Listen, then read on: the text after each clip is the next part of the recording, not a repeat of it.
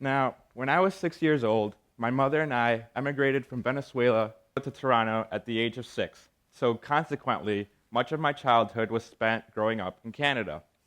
Now, one of the most amazing opportunities that I had was going to a summer camp in Northern Ontario called Camp Awakening, where I was first a camper and then a counselor.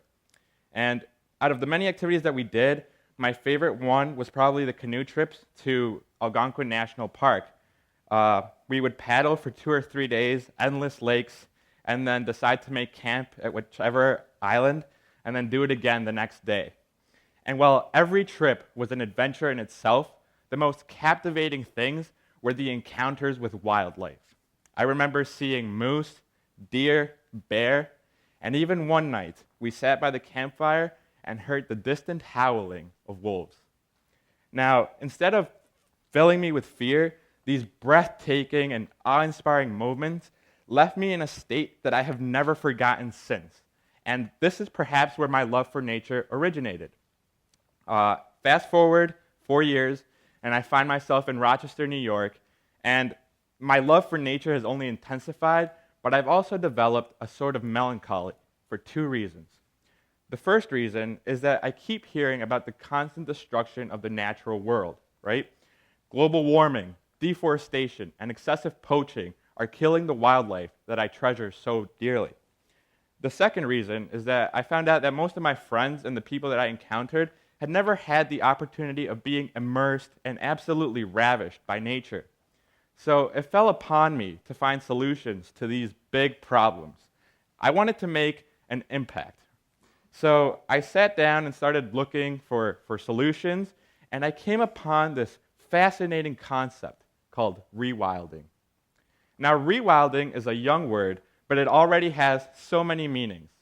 The kind of rewilding that interests me the most, however, focuses on reversing the destruction of the natural world and attempting a mass restoration of ecosystems. So I wanted to elaborate on this concept, and I wanted to make a sort of student-teacher research project. And I went to my AP Environmental Science teacher and approached her and asked her if she wanted to help, and she very kindly said yes. So the next step was to get a group of committed and interested students, and we did, and thus began the Rewilding Research Project. Now, Rewilding New York State focuses on the mass restoration of ecosystems in selected parts of New York State. We envision the transformation of abandoned farmland and state parks into restored and revived environmental places. And we see that if these fascinating places,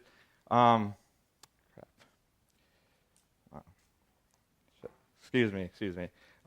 So we want to create these restored ecosystems, and we also want to create things called nature-based economies that can take the place of abandoned farmlands and create new and viable uses of land use.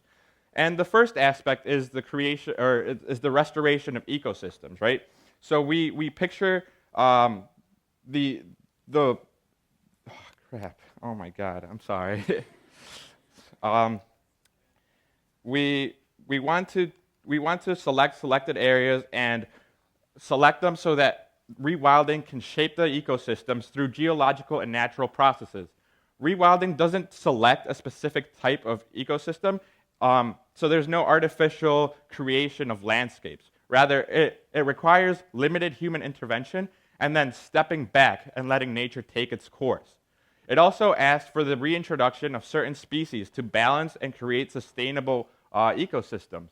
So this means reintroducing species that were once native to New York and have been extinct or are in really low populations, and they must play a vital role in their habitat. So, for example, the beaver, whose dams create ecosystems for fish, marine mammals, and marine birds, or even the wolf, who at one point kept the deer populations at check, and now without the wolves, they have exponentially increased to the point where they are pests, right? There are more deer today than when Columbus first stepped foot in the New World.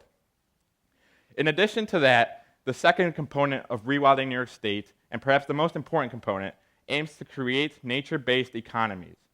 Now, the abandonment of farmland and the decrease in commercial logging has destabilized rural economies by depriving locals of the ability to exploit now idle lands through the growth and sale of commercial crops in the market economy. We envision the creation of ecotourism as a ways to supplementing these economies and thereby give life to these depressed rural regions. So mass environmental restoration has the potential to create a new social and economic norm in which natural rehabilitation, as opposed to natural depletion, create economic incentives for commercial investors. This is a fascinating new idea, and an important part of rewilding actually asks for the creation of footpaths, guided tours, natural lodges, and other infrastructure that will allow visitors and tourists to be one with nature and sort of emulate the safari experience that we see in Africa. However, we don't ask for the elimination of other activities like farming or logging or fishing or hunting. In fact, these other activities will actually flourish if placed alongside ecotourism because of the increase in visitors to these areas. Now, things like hunting will actually play a huge role in rewilding. So once populations have reached a sustainable and large amount of individuals, hunting can be implemented and keep large predators afraid from humans so that there are no attacks. And they will create a new and powerful lobby of hunters. It is said that the best hunter is also the best conservationist, right? So while there are so many economic and societal benefits to rewilding, it's worth mentioning that the inspiration that drives me to do this is actually the aesthetic and wonder that it tries to evoke. We're trying to make an impact and try to bring everyone and allow them to be able to enjoy nature like I once was able to do. Rewilding offers us with the opportunity to escape the trivialities of everydayness, at least for some time, and rub up with something epic.